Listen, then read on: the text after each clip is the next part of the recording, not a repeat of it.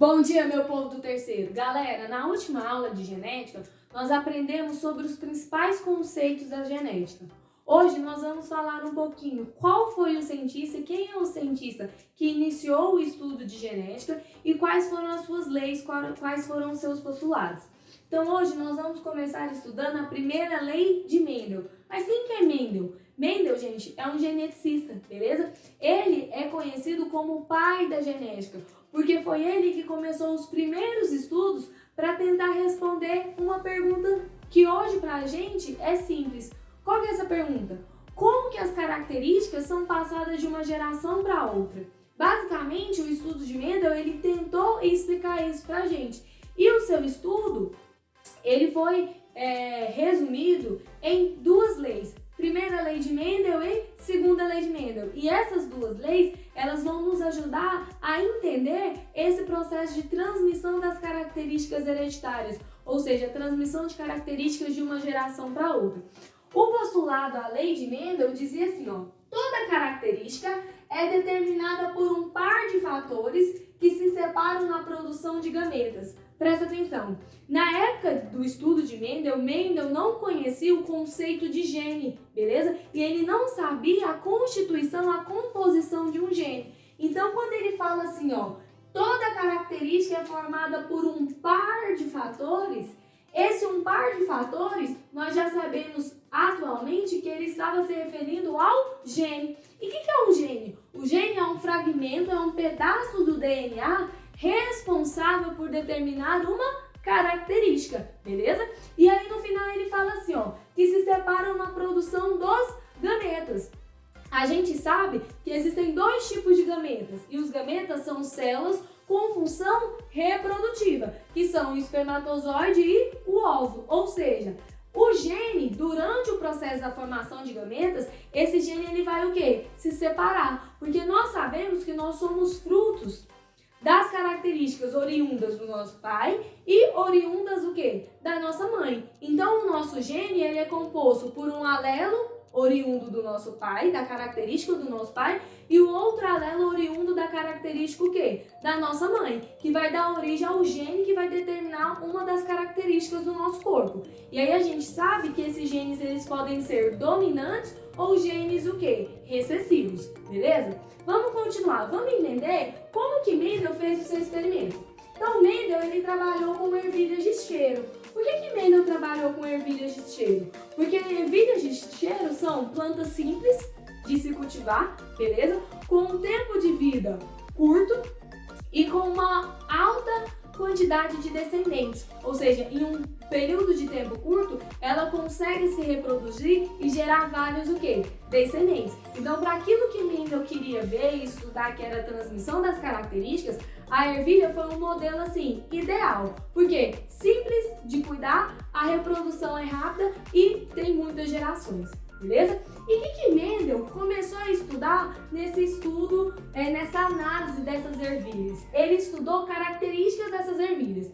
Ao todo, foram 7 características. Dentre essas características, ele estudou o tamanho dessas ervilhas, a cor dessas ervilhas, a rugosidade dessas ervilhas, se as ervilhas eram lisas ou se eram rugosas, a altura da planta dessas ervilhas, beleza? Se eram plantas com alta estatura, ou de média estatura, ou de baixa estatura. Ao todo, foram 7 características. Vamos pegar como exemplo, para eu explicar a primeira lei de Mendel para vocês, a característica cor. Então, Mendel, o experimento dele consistiu em 2 passos. O primeiro passo é a formação da geração e o cruzamento da geração parental. Professora, o que é a geração parental? A geração parental vai ser a geração de ervilhas puras, ou seja, ele pegou ervilhas amarelas e fez vários cruzamentos entre ervilhas amarelas, até que ele conseguisse visualizar que toda vez que ele pegava uma ervilha amarela e cruzasse com outra ervilha amarela, o resultado ia sempre ser, os descendentes sempre iriam ser ervilhas o quê? Amarelas. Da mesma forma, ele fez com as ervilhas verdes. Ele pegou a ervilha verde e começou a reproduzir com outras ervilhas o quê? Verdes. Até que todos os descendentes sempre fossem o quê? Ervilhas verdes. Com isso, ele garantia que essa geração era uma geração o quê? Parental, porque ele sabia quais seriam os seus descendentes, beleza? Então, o primeiro passo é a geração parental.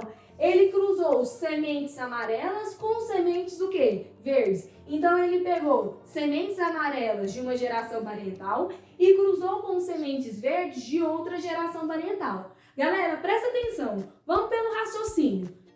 Esquece tudo que vocês já sabem de genética. Se eu pego uma ervilha amarela e cruzo com uma ervilha verde, na nossa cabeça, qual seria o resultado dos descendentes?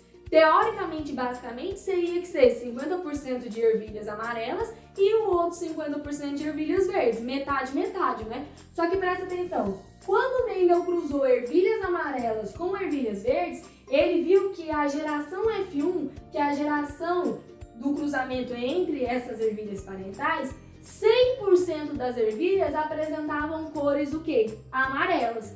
Mendel ficou assim, uai, mas como? Se eu tenho uma ervilha amarela e cruzei com uma ervilha verde, tinha que ter pelo menos uma quantidade desses descendentes de ervilha verde. Mas ele viu que 100% das ervilhas eram amarelas. Mendel ficou muito encucado com isso, porque ele não conseguiu explicar, ele não conseguia ver uma lógica nesse processo. Então, o que Mendel fez? Ele foi para o seu segundo passo. Ele fez a autofecundação da geração quê? F1. Então, ele pegou uma ervilha da geração F1 e cruzou com outra ervilha da geração quê? F1. Quando Mendel fez o cruzamento entre duas ervilhas da geração F1, ele teve como resultado, como descendentes desse cruzamento, 75% de ervilhas amarelas e 25% de ervilhas verdes. Aí Mendel falou assim, uai, como que isso pode acontecer? Como que de um cruzamento de ervilhas amarelas F1 com outra ervilha amarela F1, eu tenho 25% dos descendentes verdes?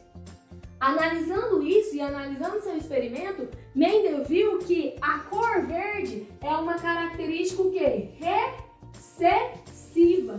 Ou seja, a cor verde da ervilha é uma característica recessiva. E eu sei que a característica recessiva, ela sempre tem que aparecer em homozigose, ou seja, a característica recessiva para ela se manifestar, ela sempre tem que aparecer em homozigose. Os dois alelos têm que ser o quê? Idênticos.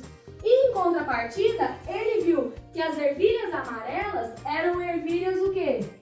A cor amarela era uma característica dominante, ou seja, toda vez que eu tenho uma característica dominante e um alelo com característica dominante e um alelo com característica recessiva, o alelo dominante inibe a expressividade o quê? Da característica recessiva.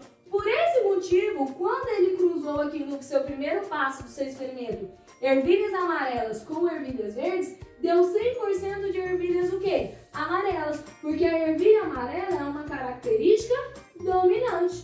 E aí eu sei que essa característica dominante, ela pode ser apresentada em homozigose, que no caso seria azão, ou ela pode ser expressa em heterozigose, que seria o quê? Azinho. Mas lembra lá que da característica dominante, basta que um alelo esteja com letra o quê? Maiúscula, que a característica que vai ser manifestada vai ser a característica determinada pelo alelo o quê? Dominante. Então, quando ele cruzou ervilhas amarelas com ervilhas verdes, nesse primeiro passo deu 100% de ervilhas amarelas, por quê? A cor amarela é determinada por um alelo que? Dominante. E o alelo dominante impede a expressão desse alelo que? Recessivo aqui, beleza? Então, qual foi a conclusão do experimento de Mendel? Cada característica é determinada por dois fatores. Esses dois fatores nós sabemos que são os genes. O gênio paterno e o gênio que? Materno. Paterno e materno, beleza? Herdados dos seus genitores. Esses fatores separam-se na formação dos gametas. Presta atenção, para ficar mais claro, vem aqui comigo. Deixa eu apagar aqui, ó. Presta atenção aqui, meu povo. Olha esse exemplo. Aqui eu tenho o gene do pai e aqui eu tenho o gene o quê? Da mãe. Esse gene, lembra lá o conceito de gene. Gene é um fragmento, é uma região do DNA responsável por determinar uma característica. Eu sei que um gene é formado por 2 alelos. Então aqui eu tenho o alelo 1 do gene paterno e aqui eu tenho o alelo o quê? 2 do gene o quê? Paterno. A junção de 2 alelos vai formar um gene, beleza? Então presta atenção, ok.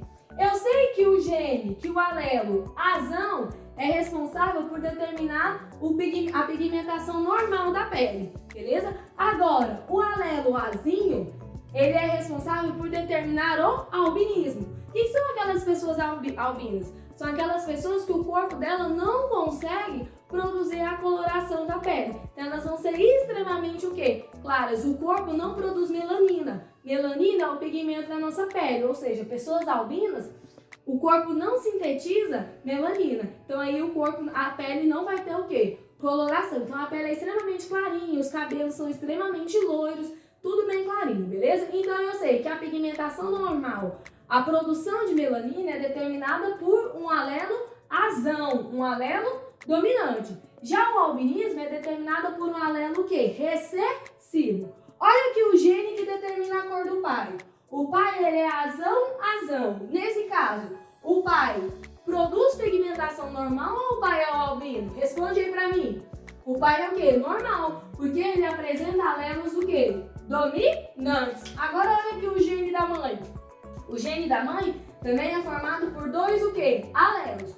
O primeiro alelo é azão. O azão determina a pigmentação o quê? Normal. O outro alelo da mãe é um azinho. O azinho determina o albinismo. Só que o albinismo não é representado pelo alelo azinho, então o albinismo é uma característica recessiva. E eu sei que toda característica recessiva, para ela se manifestar, ela precisa estar em homozigose, beleza? Então ela precisa estar em dupla.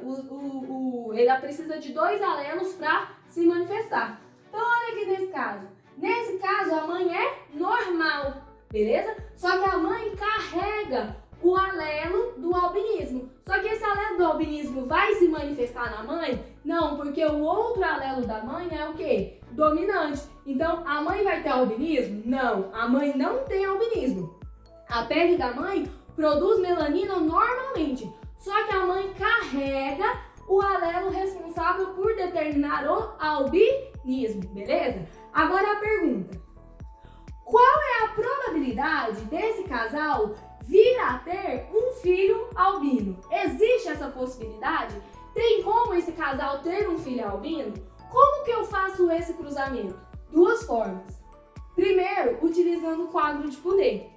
O quadro de Punnett, você vai fazer um quadro e vai dividir ele em 3 colunas e em 3 linhas. Nessa primeira coluna, você vai colocar o genótipo da mãe. Qual que é o genótipo da mãe? Azão, azinho. Então aqui eu coloquei azão, azinho. E nessa primeira linha, você vai colocar o genótipo do pai. Qual que é o genótipo do pai? Azão, azão. Então eu coloquei aqui, ó, azão, azão. Com isso, aqui eu tenho o genótipo do pai, a característica do genótipo que determina o gene do pai, e aqui eu tenho o gene o quê? O genótipo da mãe. Agora, como que eu faço o cruzamento? Vai ser linha 1 com coluna 1. Então, quando eu cruzo linha 1 com coluna 1, vai dar o quê? Azão, azão. Depois você vai fazer linha 1 com coluna 2. Qual que é o alelo que eu tenho na linha 1? Azão. Qual que é o alelo que eu tenho na coluna 2? Azão. Agora você vai fazer linha 2, coluna 1. Como que vai ficar? Azinho, azão, beleza? E agora você vai fazer linha 2, coluna o quê? 1. Como vai ficar? Azão, azinho o quê? Azão. Então presta atenção. Quando eu faço o cruzamento dos genótipos do pai e da mãe, eu posso ter 4 resultados. Quais são esses resultados? Olha aqui pra mim. O primeiro resultado vai ser o quê? Azão, azão. Nesse caso, se é o pai, durante a formação do gameta, doar um alelazão e a mãe doar outro alelazão, o indivíduo vai ser albino? Não, ele vai ser normal. Qual que é a outra possibilidade? Azão, azão, não é? Então o indivíduo aqui também é o quê? Normal. Mas se a mãe doar um azinho e o pai doar um azão, como que vai ficar o genótipo? Azão o quê? Azinho. Nesse caso, o indivíduo vai ser albino? Não. Ele vai ser normal. Mas o indivíduo carrega o alelo que determina o albinismo? Sim, porque ele tem um azinho. Mas esse alelo que determina o albinismo, ele vai se manifestar? Não, porque o alelo que determina o albinismo é uma característica recessiva, beleza? E o último, azinho e azão. Então, se a mãe doar um azinho, o pai vai doar o quê? Um azão. Então, a primeira pergunta que eu fiz no início, qual que é a probabilidade desse casal vir a ter um filho o quê? Albino. A probabilidade é de 0%, ou seja, do cruzamento desse casal não existe nenhuma probabilidade de eles terem um filho o quê? Albino, beleza? Professora, eu achei muito difícil esse quadro aí. Qual que é a outra forma? Segunda forma, você vai fazer o quê? Basicamente, chuveirinho. Olha aqui, ó. Você vai fazer esse com esse.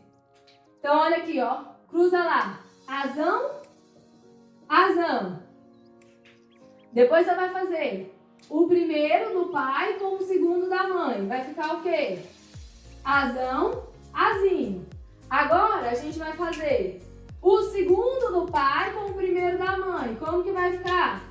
Azão, azão. E por último, nós vamos fazer o primeiro do pai com o segundo o quê? Da mãe. Como que fica? Azão, azinho. Então, classifica. Quantos resultados eu tenho? Eu tenho 4 resultados. Esses resultados significam para mim o 100%, beleza? Então, na minha primeira pergunta, qual que é a probabilidade desse casal vir a ter um filho com albinismo? A probabilidade é de 0%. Agora, olha outra pergunta.